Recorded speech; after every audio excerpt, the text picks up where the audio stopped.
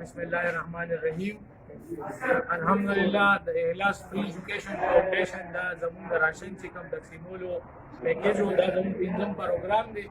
کوم څلور پروګرام چې وشو هغې کې موږ تقریبا 120 فیملیز ته هغه مستحق کورنیو ته چې کوم مستحق دي هغې ته موږ پیکیج ورسول.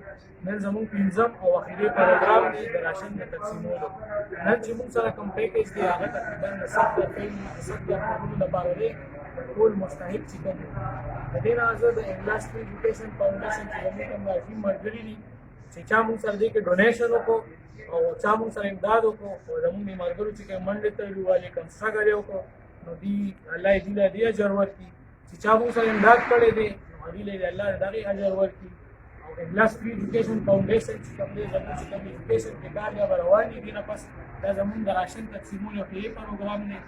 دې نه پس زه یو خبره کوم خلک چې دې دا ویډیو یا څه کې الحمدلله اخلاص فری ایجوکیشن فاونډیشن چې کوم پروګرامونه کړي دي یو بل تصویر نه دی وباسلي چې چا موږ راشن ورکړی صرف چې موږ کوم خپل ویډیو جوړو دا صرف د دې لپاره ده چې موږ اویرنس پیدا کړو خلکو کې چې کم خلک وس لري چې هغوی داسې راپاسي او د غریبو خلکو امداد وکړي.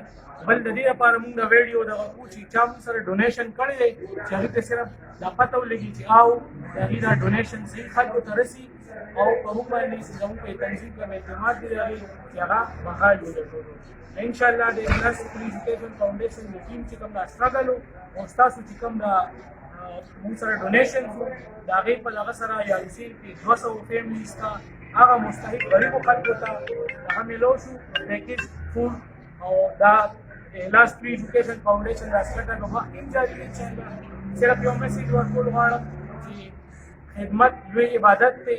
د خپل خبرې د خپل ملګرو د دې ټولو د طرف نه د چې چا موږ سره ډونیشن کړی دی د هغې شکریه ادا کړو د اخلاص فری ایجوکیشن فاونډیشن د ټیم د طرف نه.